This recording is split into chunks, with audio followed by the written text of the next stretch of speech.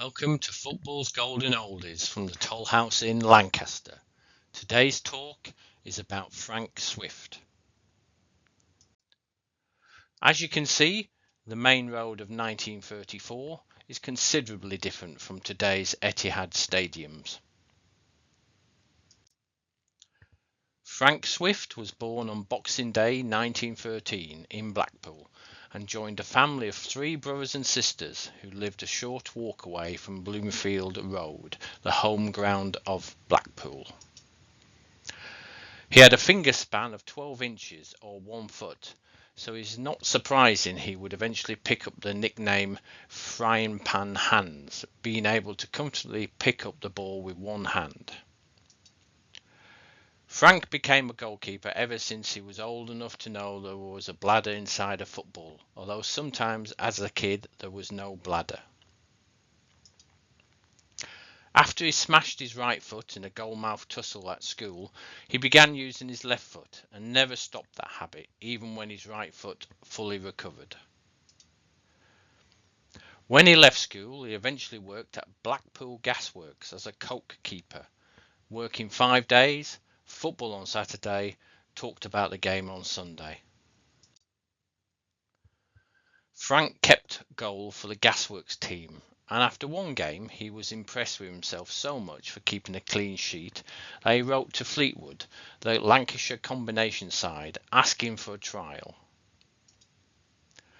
The following Saturday morning he received a letter telling him to report that afternoon for a trial, so he picked up a neatly studded pair of boots and set off for Fleetwood.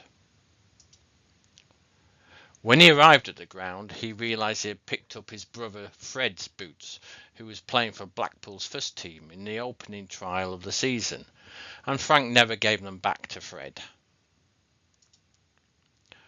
That afternoon after the match, Frank signed for Fleetwood, and he played for them the rest of the season, including the final of the West Lancashire Cup against Darwen, one of the original members of the Football League, losing 1-0, so no medal.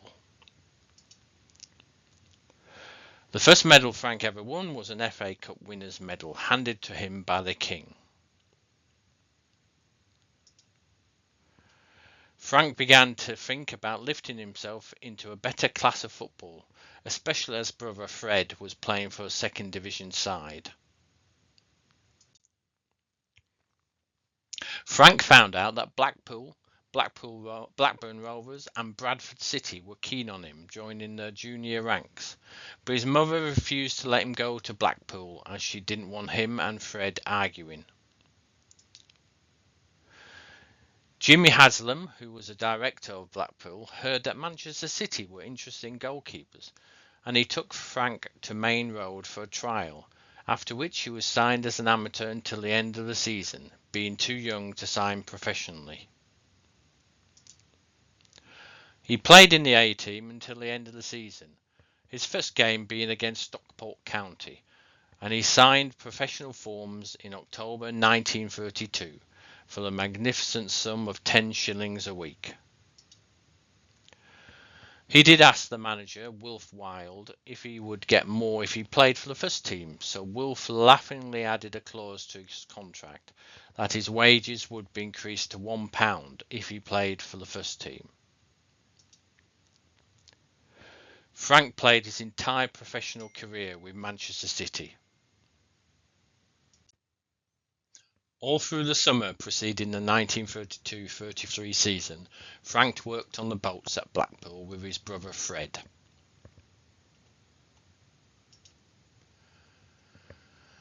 All through the summer, Frank worked on the boats. Nice, pleasant work and quite profitable, enjoying the fresh air, sun and sea, and he would spend all his summers up to the war doing this. Frank spent the 1932-33 season in the A team and carried on his work as coke keeper, reporting only on Saturdays, and followed the first team's progress every week. And when they reached the FA Cup final at Wembley, Frank and his mate Harry Moreau decided to go. Frank bought a couple of 2 shilling 6p tickets and went in Harry's big Indian motorbike and sidecar, They left Blackpool at 3 a.m. on Friday morning, staying with friends at High Wycombe on Friday night. Standing on the banking, Frank said to Harry, "If City ever get to Wembley again, I will be in goal." They both laughed, but what a prophet Frank turned out to be. City lost 3-0 to Everton, deservedly so, and this was the final where numbers on shirts were used for the first time. Everton 1-11, City 12-22. At the beginning of season 1933-34, Frank was offered much better terms and taken on as a full-time professional, playing in the second team that played in the Central League, and his third match was against Sheffield United, the day the first team lost 8-0 to Wolves. The phone rang. It was Wilf Wild, the City manager, who said, "Frank, you are in the first team to play Derby County at the baseball ground tomorrow." What a Christmas day it was for Frank as he reported at Exchange Station to join the party for Derby. Everybody was very helpful and understood his nervous excitement. Alas, City lost 4-2, and Frank never forgot the game, and was surprised when he was told to report at Main Road the next day for the return match, but went back to Blackpool for a belated family Christmas dinner, including Fred, who was now playing for Oldham Athletic. As midnight chimed, the family, God bless them, wished Frank a happy birthday. He was 19 years of age. The match was a terrific ordeal for Frank, going out onto the pitch in front of the largest crowd he had ever seen, but City beat Derby County 2-0, and Frank got a great reception when he got home that night. The City players, particularly Sam Cowan, Laurie Bennett, England winger Eric Brook with his dry Yorkshire wit, Jackie Bray and Billy Dale, made Frank feel at home and relaxed. The team went to Southport for a special cup tie training that was fun and showed a fabulous team spirit, but focused on the third round tie at Main Road against Blackburn Rovers. A crowd of 66,000 welcomed the teams to see City progress comfortably 3-0 to go to Hull City, where Manchester City were leading 2-1 and sitting pretty in the 85th minute, but a cross into the box saw Frank go up with Billy Dale. Both missed the ball and it was a simple tap-in, 2-2, meaning they had to fight again the following Wednesday, where City triumphed 4-2. The fifth round saw City away again at Hillsborough to play Sheffield Wednesday, and it was one of the most amazing games that Frank played in. The 72,841 crowd, a record at the time, brought all the sights, scenes and sounds that are only provided by a cup-crazy mob.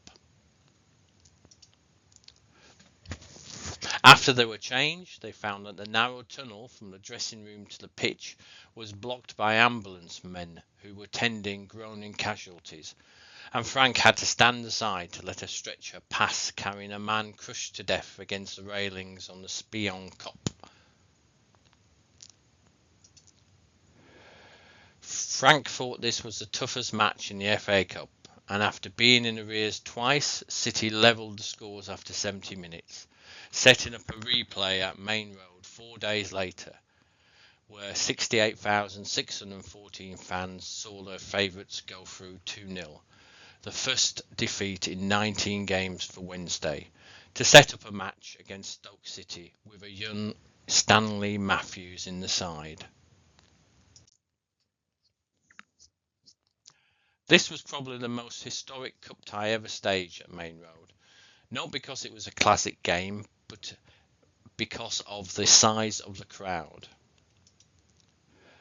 The gates were closed long before the kick-off, with 84,569 jammed inside. Receipts £5,420 and thousands outside, and it is a record only surpassed when Spurs played Bayer Leverkusen at Wembley in the Champions League in 2017. City scored the vital winner in the 15th minute when Eric Brook crossed the ball from the left wing, and the Stoke keeper, Roy John, misjudged it and saw the ball go over his head into the net. In the last minute, Stoke forced a corner, and all of the Stoke players, including the goalkeeper, crowded into the Man City penalty area in an effort to force an equaliser. The ball came across. Big Arthur Turner, the Stoke centre-half, got his head to the ball, and with Swift standing helpless and 84,000 hearts in their mouths, the ball curled slowly over the bar. The luck of the draw gave City the hardest of the three remaining teams left in the hat: Aston Villa, who they would play at Leeds Road, Huddersfield, while Portsmouth and Leicester would play at Old Trafford. It rained heavily before the game and during and after the match, and with City's slow starters, Villa swarmed around Frank's goal with shots raining in, and after 5 minutes Horton missed a sitter for Villa. City broke away and Toseland scored. Then, in the 34th minute, Fred Tilson scored. A minute later, Alex Hurd made it 3, and Fred Tilson made it 4 in the 40th minute. Those 3 goals coming in 6 minutes. Short of a miracle, City were booked for Wembley. A fortnight before the final, City went to the Palace Hotel Southport, and Frank was very worried but didn't tell anyone. But he spoke all week to Len Langford, the man he had replaced, and he helped Frank immensely, who was forever grateful to him. The Tuesday before the game, the Wembley team was chosen, and Frank had a terrible sinking feeling when he saw the team. He was in goal. They stayed in Southport until Friday, when they travelled to the hotel on the edge of Epping Forest, arriving just before 10 p.m. Sam Cohen kept Frank talking until around 3 a.m. and Frank could hardly keep his eyes open, but went to sleep and awoke at 11 a.m. when the second part of Sam's plan was put into action. After a quick breakfast, they went for a walk over the golf course to miss the huge crowds at the front of the hotel. Back to the hotel at 12:30 for lunch, and then the coach to Wembley. The hustling, hurrying, excited masses of people, bursts of cheering, and suddenly they were inside the cool, strangely quiet dressing room. Frank began to wish he was on the terraces like he had been 12 months ago, but trainer Alec Ball took some of the players to have a look at the pitch, then back to the dressing room. Eric Brook was singing, Alex Hurd was reading an Edgar Wallace thriller. Frank was okay until he tried to tie his boots, turning green in a moment. Alex Bell hauled him into the washroom, slapped his face, gave him a tot of whiskey, saying, "Get back in there, you big lug. Nobody's going to eat you." Frank felt better. Meanwhile, in the other dressing room, Bud Flanagan, born Chaim Reuben Weintraub, was entertaining the Portsmouth team. Then the referee's whistle. Halfway down the tunnel, somebody said, "Where's Alec Hurd?" Back went Alex Bell to find Hurd still sitting on the bench reading his thriller book. The King moved slowly along the line of Portsmouth players in their white shirts and blue shorts. Then it was City's turn. Sam Cowen introduced everyone, but then he said, "This is our centre forward, Tilson, Your Majesty. He is a man who plays with 2 broken legs." With Fred, the Yorkshireman, replying, "He's nobbut kidding thee, Thy Majesty," which means Sam was pulling the King's leg. The game started, and in the first few minutes, Matt Busby got the ball in the penalty area and shouted, "Yours, Frank," to give him a feel of the ball.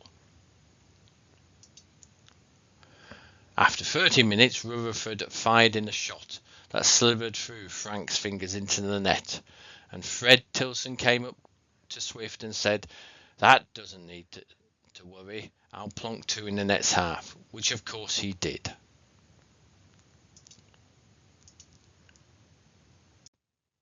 The referee, Stanley Rouse, blew the whistle, and soon after, Jimmy Allen, the Pompey centre-half, went down and seemed to be badly hurt, so was taken off for treatment. Matt Busby fed Eric Brook, who went down the right wing before flicking the ball inside to Fred Tilson, who coasted into the box and fired across Gilfillian inside the far post. City were level. Allen returned to the field to a round of applause, but looked white and shaken, and the game went on hammer and tongs, back and forth for 15 minutes. Then Toseland picked up the ball, pushed it to Alec Hurd, a crossfield pass that left the staggering Allen beaten, and with both backs trying desperately to reach him, he coolly hit the ball across the goalkeeper into the net. It was a goal. 4 minutes left. Straight from the kick-off, the Pompey forwards swept in on Swift and Freddie Worrell, headed towards goal, but Frank went full length to save. City win 2-1. The whistle went, it's all over. Frank stooped into the net for his cap and gloves. He takes a couple of steps to shake the hand of Sam Cowan. Then everything went black. He had fainted. Sam was holding his head, and Alec Bell was dabbing water on Frank with his sponge. A long, gawky lad of 19 stands alone in front of a bearded gentleman with kind eyes. "How are you feeling now, my boy?" said the king. "Fine, sir," said the lad. "That's good, you played well. Here's your medal and good luck." They all dined at a London hotel. Brook, Tilson, Marshall and Busby received benefit cheques of £650, and all the players made the decision that Frank was to look after the wives, bringing drinks, lighting cigarettes and telling them funny stories so the players could go walk about. When all the team returned, Tilson walked up to Frank and said, "It's time you're in bed, son. You're too young to be up so late." On Sunday they all went to Brighton, but next day back to Manchester for a triumphal tour through the city. A sequel to the King's inquiries about Frank's health came when the Lord Mayor of Manchester received a telegram from the Earl of Derby. "Lord Mayor, Town Hall, Manchester. Should like to associate myself with you in welcome given to City. King hopes Swift all right. Lord Derby." The Lord Mayor sent a reply. "Will gladly announce your association with welcome to City. I'm entertaining directors and players tomorrow, Tuesday evening, 7:15, Town Hall. Should be delighted by your presence. Please thank His Majesty for gracious message and say Swift well." In 1936, Wilf Wilde bought Peter Doherty from Blackpool for a club record fee of £10,000, and by the end of the year, City had obtained 23 points out of a possible 44. Not championship form, but enough to give them a foundation to build on.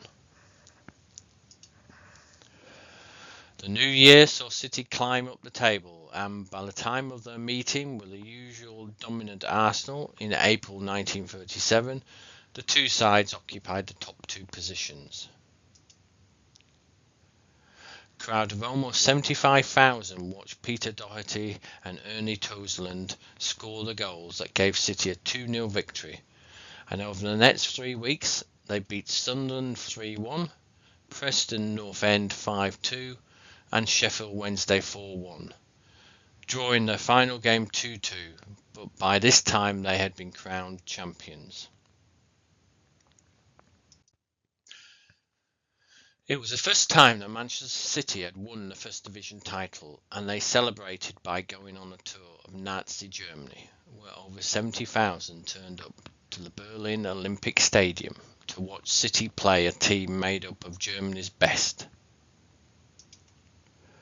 Adolf Hitler wanted to use the game as propaganda for his Nazi government, and the City players were asked to give the raised arm Nazi salute during the German national anthem. Peter Doherty later recalled, "We were expected to give the Nazi salute at the line-up before the match began, but we decided merely to stand to attention, and when the German national anthem was played, only 11 arms went up instead of the expected 22.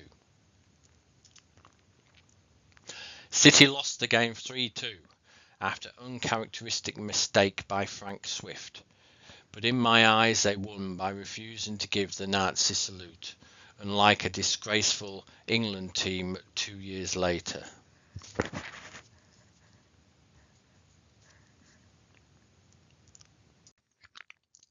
In contrast to the championship win, season 1937-38 was one of huge disappointment, as Manchester City once again scored more goals than any other club in the First Division, with Doherty 23, Brook 16 and Hurd 12 leading scorers.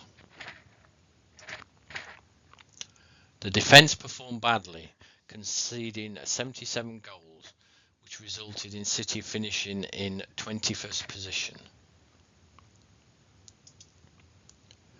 City achieved several high-scoring wins, including 2 7-1 scorelines, but frequently stuttered to defeat, and on the final day of the season, the club faced Huddersfield Town and went into the game 4 places clear of the relegation zone. A 1-0 defeat, coupled with wins for all 4 of the teams immediately below them, meant reigning champions City were relegated to the second division, despite scoring more goals than any other team in the league. Season 1938-39 saw City become top scorers in the second division with 96 goals, but again they conceded 72 to end the year in 5th position, 6 points behind champions Blackburn Rovers, meaning that they would have to wait until after World War II to try and get back to the top echelon of English football.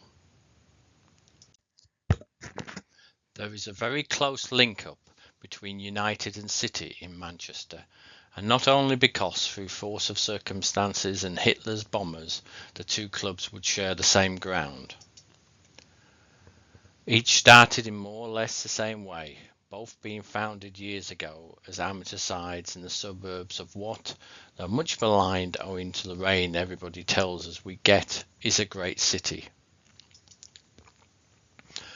City's roots are buried in West Gorton, whilst United was once the pride of Newton Heath. Those roots were only history to Swifty, but he was delighted to be part of the tie as a very old friend of his, Billy Meredith, played in both teams and gained Cup winners' medals with City and United. In 1887 an agreement was signed and the Ardwick Club was formed, and after a spell in minor football, Ardwick changed its name to Manchester City. Then in 1892 they were elected to the second division of the Football League and eventually moved from the old Hyde Road enclosure to Main Road. The Newton Heath Club was started to provide entertainment for workers of the Lancashire and Yorkshire Railway, and great things happened to United before World War I, for in 1910 they moved to Old Trafford, having won the First Division in 1908, the FA Cup in 1909, but it was in 1931, 2 years before Swifty joined City, that United faced their greatest crisis, but a fairy godmother in the form of James Gibson, the club's chairman, stepped in and took over. During the Second World War, Frank continued to play regularly for City, making 134 wartime league appearances and he also joined the British Army and was one of several professional footballers to enlist at the Army School of Physical Training as part of a scheme devised by the Football Association. The school was based near Aldershot Football Club, leading Swift to become one of several notable players to guest for the club. Others included Matt Busby, Jimmy Hagan, Joe Mercer, Stan Cullis, Cliff Britton and Tommy Lawton. Frank also guested for several other clubs during the war, including Liverpool, as well as playing for several representative sides. On October 30th, 1943, at Ninian Park, Frank played for Western Command 11 against Cardiff City, which featured Tommy Lawton and Joe Mercer as guests. The game was a fundraiser for Royal Artillery prisoners of war. During his 15 years of top-class football, Frank played in 19 different countries, going all over Europe and of course the 4 home counties plus Ayr. Manchester City, as cup holders, were invited to play against the champions of Italy, Austria and France, with the first game against Italy, when City had 95% of the play and lost 5-0, with City being kicked all over the pitch. After watching the Austrian team play the Italians, they noted that the Austrian centre-half was a danger man, so it was decided to play Sid Can, the reserve fullback, at inside right to give the centre-half some stick. City lost the toss and kicked off, and in the first tackle of the match the centre-half felt the weight of Sid's hefty shoulder and steered clear of the new forward for the rest of the game, which City won 5-3 to eventually win the tournament. The next time Frank went to the continent was in October 1944 to play for a combined services team soon after the liberation of Paris. But while crossing the channel in an RAF Dakota, they came down out of the clouds to miss a homeward-bound transport plane by less than 20 feet. £100,000 of talent saved by a miracle. It really was a wonderful stay in Paris. The French people were still delirious with excitement at their liberation from the Nazis, and City were feted in common with the other British troops by warm-hearted people. The stadium had been used as a concentration camp for political prisoners. As a matter of fact, a 6-foot wire fence still stood around the ground. Over half the 35,000 crowd had come to the match by cycle, and although Matthews was injured early on, Swifty's team won comfortably 5-0. Reich Carter scoring a hat-trick, with Ted Drake and Maurice Edelston adding one each. That evening they flew to Brussels for a second game, and considering the city was still at war, the civilian population took the team to their hearts. A civilian came up to Roy White and, with a courtly bow, said, "You drop this, monsieur," and handed him a 1,000-franc note. Other memories of Belgium were the meals they had from captured German rations, pure white bread, baskets of grapes and silk stockings. Nearly 7 months later, Swifty went back to the continent to play 2 matches in Belgium.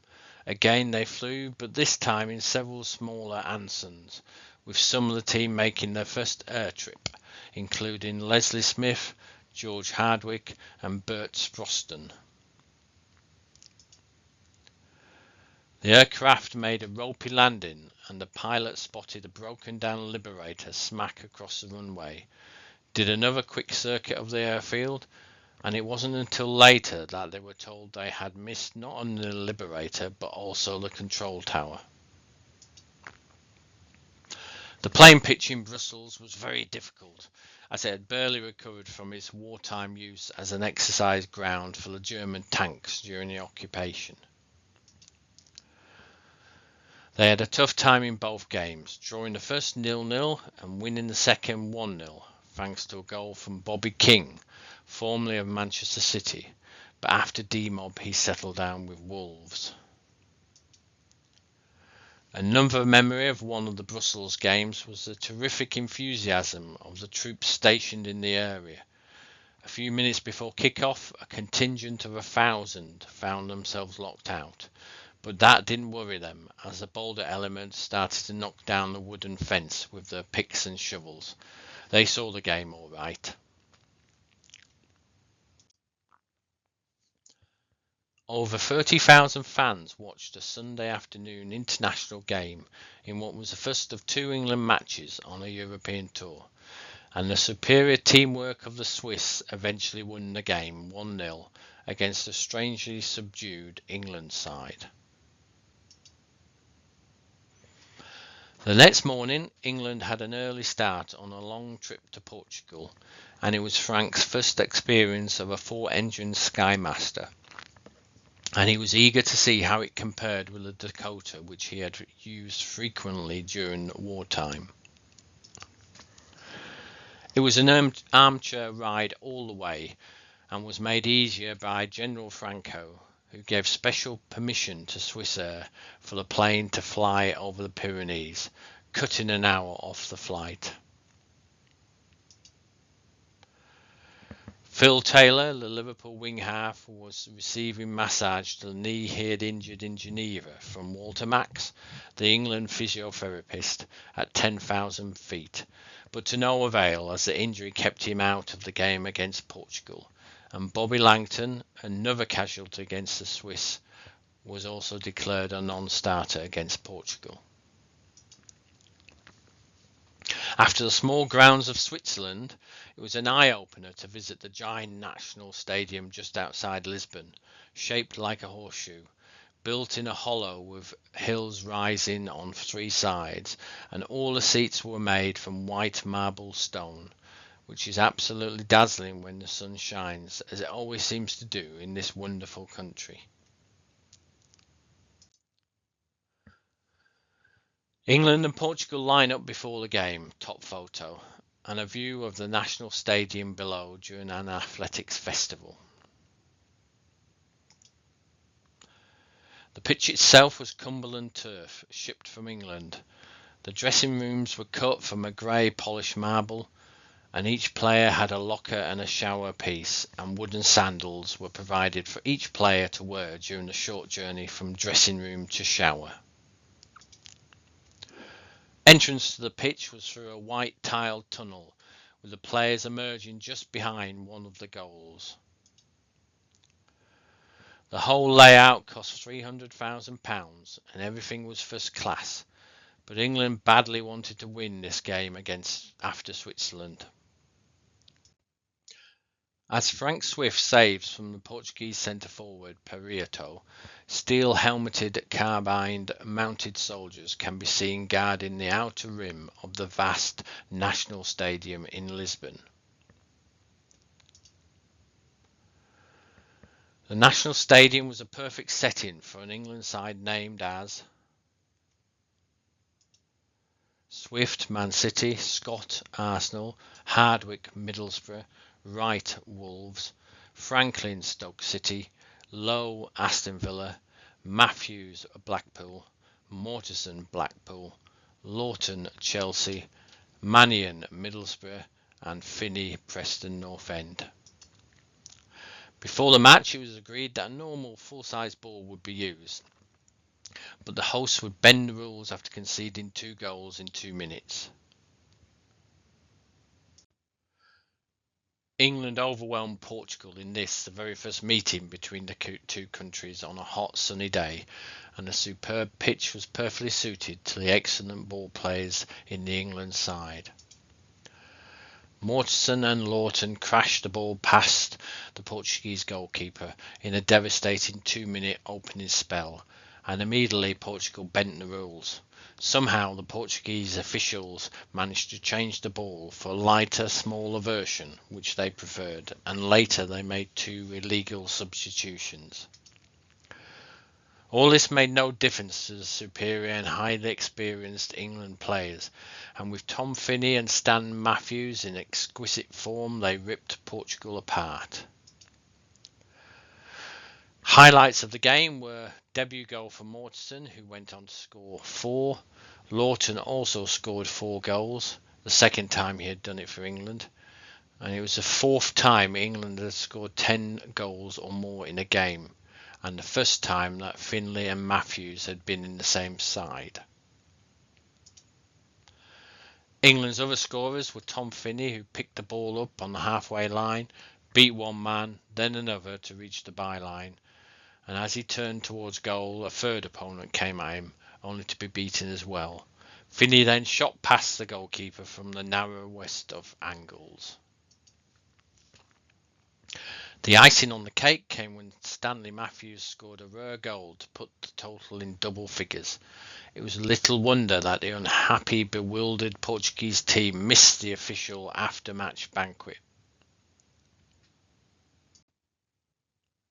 So ended Frank Swift's most memorable season, and this was his full England record in the 8 matches played as full internationals. Ireland in Belfast, 7-2. Ayr in Dublin, won 1-0. Wales in Manchester, won 3-0. Holland at Huddersfield, won 8-2. Scotland at Wembley, drew 1-1. France at Highbury, won 3-0. Switzerland in Zurich lost 1-0. Portugal in Lisbon won 10-0. What a great thing for English football it is that our 3 babies, Eddie Law, Neil Franklin and Billy Wright, are playing so well, possibly forming the nucleus of the national side for many years to come. Then add to them defenders George Hardwick and Laurie Scott. The 2 wizards of the wing, Stan Matthews and Tom Finney, the brilliant, brainy and deadly accurate Tommy Lawton, the fleet-footed genius of Wilf Manion, the subtle scheming of the daddy of them all, Reich Carter, the electric heel Stan Mortensen, and the up-and-coming Tid Ditchburn. Keeping goal for Manchester City, his elder brother Fred in the Bolton goal at the other end, of climbing to the top board at Blackpool swimming pool and the sinking feeling when he looked down at the water 33 feet below. Of meeting the Pope in Rome and flying over the immortal beach at Anzio en route for the game against Italy, when Wilf Manion and Tom Finney took revenge by making the fullback's feet red hot. Of the tragic cemeteries at Cassino, the smashed ruins of Italy's towns, and of hearing La Boheme at the Opera House. Of the broadcasts the English soccer team gave from Ireland, and the tears in the eyes of sentimental Irish officials when the team sang haunting Irish tunes beneath the towering mountains of Mourne. Of scoring the only penalty he ever took in a wartime charity match at Shrewsbury's. Swifty's team were winning 5-0 when the skipper Bob Pride told him to have a crack at the penalty. He ran down the field and hit the ball first time straight into the net, and threw it where it hit an old man leaning against the railings behind the goal, breaking his false teeth. He never took another penalty. Of the precious memories he stored of wartime visits to hospitals, especially a naval hospital in Portsmouth, where a youngster called him over and said, "Frank, I come from Manchester, so when I get well, will you fix me up with a trial for City?" Frank said, "Sure, son. What position do you play?" The beaming youngster replied, "Inside forward." Frank learned later that the young lad had lost both legs when the destroyer in which he was serving was torpedoed. When the greatly lengthened 1946-47 season ended on June the 7th, City were undisputed champions of the second division, and Frank was the #1 goalkeeper in Great Britain by virtue of selection for Great Britain against the rest of Europe in Glasgow. The match was the result of an invitation from FIFA to the 4 home countries to mark their re-entry into the World Organization after they had stood out for 18 years, and the whole of the continent, excluding Russia, who refused to nominate any players, debated the lineup which was to take on the pick of Britain. On the Saturday morning of the Cup final, the Great Britain team was announced, and to Frank's unconcealed delight, his name was read out first, and the 11 was as followed: Swift, England and Man City; Hardwick, England and Middlesbrough; Hughes, Wales and Birmingham City; Macaulay, Scotland and Brentford; Vernon, Ireland and West Brom; Burgess, Wales and Spurs; Matthews, England and Stoke City; Mannion, England and Middlesbrough; Lawton, England and Chelsea; Steele, Scotland and Morton; and Liddell, Scotland and Liverpool. The rest of Europe team was as follows: Deroux, France; Peterson, Denmark; Steffen, Switzerland; Carey, heir and also captain; Parola, Italy; Luddel, Czechoslovakia; Lemberex, Belgium; Gren, Sweden; Nordahl, Sweden; Wilkes, Holland; and Preist, Denmark. Although the result was one-sided, Great Britain 6, rest of Europe 1, it was an extremely enjoyable game, and never once was there the slightest hint of foul play. Players of 13 nations, great players, congratulating opponents for spectacular play, and even exchanging bows over technical fouls. Goals were scored for Britain by Mannion 2, Lawton 2, Steele and Parola own goal, and for Europe, Nordahl.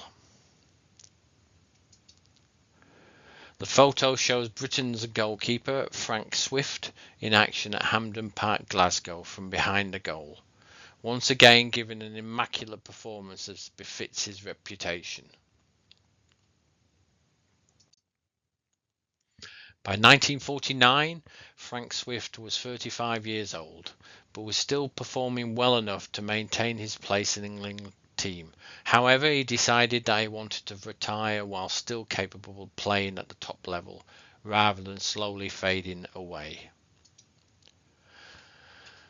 To this end, he announced that he would retire at the end of the 1948-49 season, and he made what he intended to be his last Manchester City appearance against Huddersfield Town on the 7th of May, which was followed by a parade in his honour organised by the Supporters Club.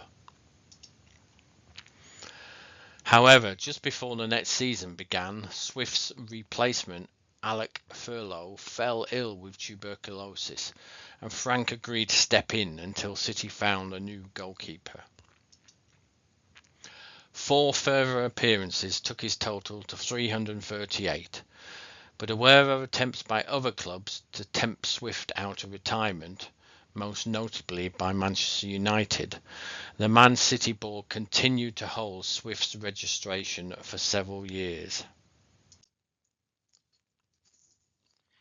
Following a period serving as a director of a local catering company, Frank took up a career in journalism, most notably with the News of the World, but he continued to be a regular visitor to Main Road, becoming the president of the Supporters Club.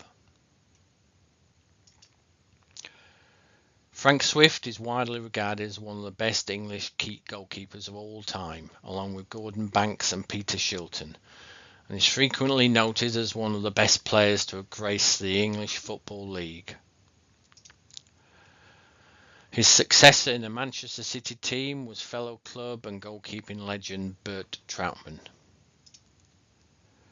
Frank was named as one of the Football League 100 legends in 1998, celebrating 100 seasons of league football in England.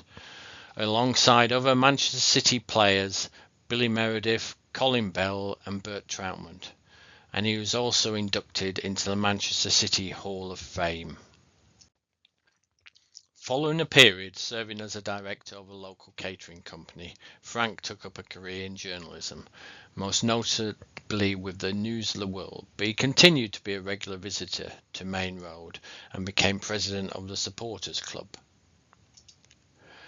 Frank Swift died aged 44 in the Munich air disaster after reporting on Manchester United's European Cup match against Red Star Belgrade in Belgrade, Yugoslavia for the News of the World.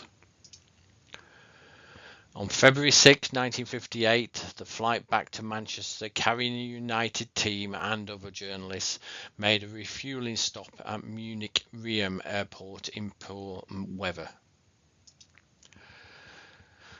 2 takeoff attempts were abandoned due to engine problems, with the weather continuing to deteriorate, and on the 3rd attempt, slush on the runway prevented the aircraft from reaching the required speed for takeoff, causing the plane to veer off the runway and crash into a house. Frank Swift died aged 44 in the Munich air disaster after reporting on Manchester United's European Cup game against Red Star Belgrade in Belgrade, Yugoslavia for the News of the World. On February 6, 1958, the flight back to Manchester carrying the Manchester United team and journalists made a refuelling stop at Munich Riem Airport in poor weather. 2 takeoff attempts were abandoned due to engine problems, and with the weather continuing to deteriorate, and on the 3rd attempt, slush on the runway prevented the aircraft from reaching the required speed for takeoff, causing it to veer off the runway and crash into a house. One of the 23 victims of the disaster, Swift was one of 2 journalists pulled alive from the wreckage, but died on his way to hospital as his seatbelt had cut into his aorta.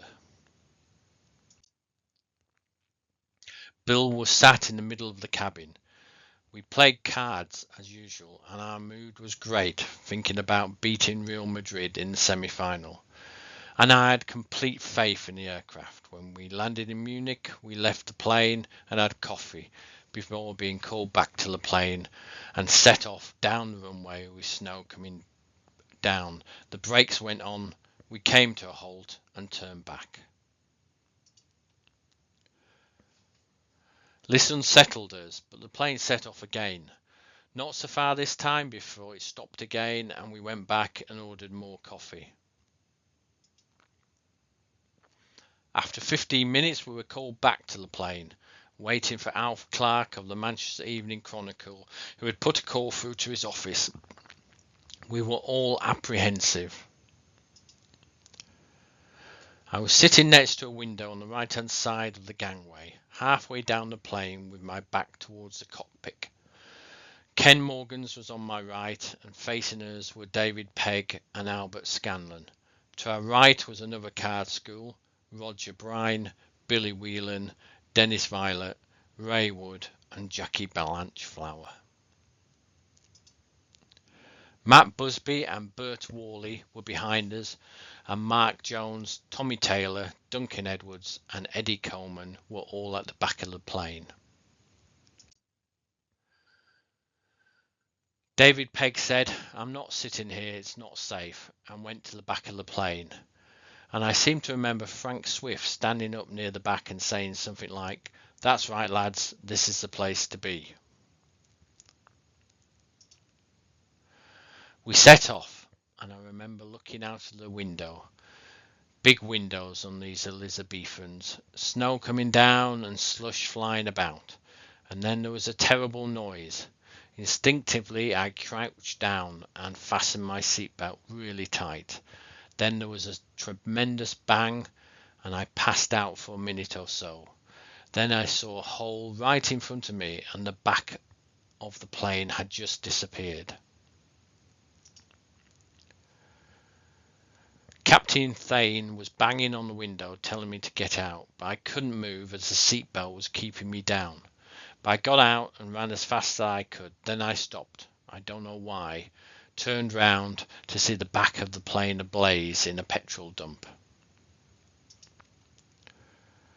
On impact, the plane was torn apart, the back exploding into the fuel dump, and the front part spinning away. But I started to move back, seeing bodies. Roger Bryan strapped into his seat, leaning over backwards as if his back was broken. Bobby Charlton in another seat, not moving, and Dennis Viollet. Harry Gregg suddenly appeared, his face covered in blood. We found Jackie Blanchfire with an arm bleeding badly, and Harry tied a tourniquet around his arm.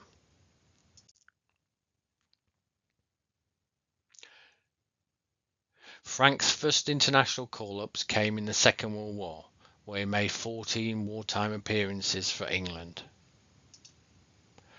The first official England international after the war took place on September 28, 1946 against Ireland, and Frank retained his place to make his full debut in a 7-2 victory. Swift became a fixture in the England side of the late 1940s, playing in 17 consecutive matches. This run included the famous 1948 victory against Italy in Turin, where he became the first goalkeeper since Alexander Morton in 1873 to captain the side, leading him to describe the match as the greatest day of his career. Later that year, he lost his place to Ted Ditchburn, despite keeping a clean sheet in his previous appearance, but was restored to the lineup for the following match, a British Home Championship decider against Scotland. After announcing his retirement from football, he made a farewell appearance against Norway in May 1949 to take his number of caps to 19. After which the goalkeeper's jersey was taken by Bert Williams, and he represented Great Britain in a 1947 match against the rest of Europe team, played to celebrate the return of the home nations to FIFA. During football's off-season, Frank and brother Alf ran boat trips off the Blackpool coast for tourists. And on one of these trips he met his future wife, Doris Potter, and they married in 1935. They had a daughter, Jean, who was born in 1936, and a son, David, born in 1948.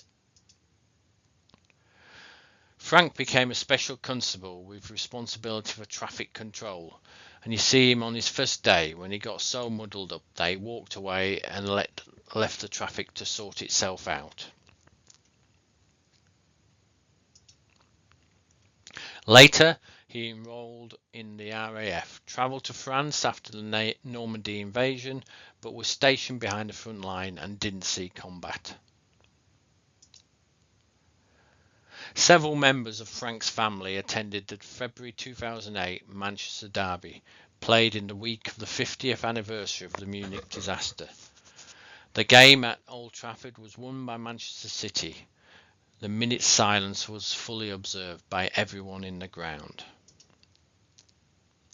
Towards the end of the game, City fans chanted "There's only one Frank Swift" several times, to rounds of applause from the United fans. One of the 23 victims of the disaster, Frank Swift was one of 2 journalists pulled alive from the wreckage, but died on his way to hospital as his seatbelt had cut into his aorta. When one of the survivors was going to hospital, he passed a stretcher with Frank Swift lying there, apparently deceased. Frank Swift was widely regarded as one of the best English goalkeepers of all time, along with Gordon Banks and Peter Shilton, and is frequently noted as one of the best players to have graced the English Football League. Frank was named as one of the Football League 100 legends in 1998, celebrating 100 seasons of league football in England, alongside other Manchester City players Billy Meredith, Colin Bell and Bert Trautmann, and was also inducted into the Manchester City Hall of Fame. Stan Mortensen. Number one goalkeeper during my time has to be Frank Swift. He has topped them all, a giant in build and a giant in skill. He exudes personality, and for a fairly heavily built man, he is as active as a cat. Wright Carter. Frank Swift looked so big in goal that as a forward it often seemed that trying to score against him was like trying to put the ball into a matchbox. Stan Matthews. Of all the goalkeepers of that era, Frank Swift was my favourite. A large man with an even larger character. He was so spectacularly bordered on the acrobatic. Hands like shovels, fingers like bananas, and a gorilla-like reach. And his spring-heeled takeoff meant he could reach many shots other goalkeepers would give up on. And for all his enormous size, he was swift by name and swift by nature, cutting a figure as graceful as a bird. Nat Lofthouse. The best goalkeeper I have ever faced is Frank Swift, the jovial giant of Manchester City in England, who literally filled the goal. And when he nonchalantly caught the ball one-handed, as if it were an orange, the crowd was always amused. The book Football from the Goalmouth was a pleasure to read at a cost of 9 shillings 6 new, although I paid more to buy it second hand. It abounds with humour. It seems as though a smile was never far away from the features of Frank Swift, although he took his job seriously, making a practice of sitting down after every match in which a goal had been scored against him and drawing diagrams to find out whether he was at fault. This giant of a man certainly had the biggest heart and the biggest hands in the game, and was the first goalkeeper to throw the ball out to a colleague who was 40 or 50 yards away, guaranteeing his team retain possession. I hope you enjoyed hearing my story of Frank Swift.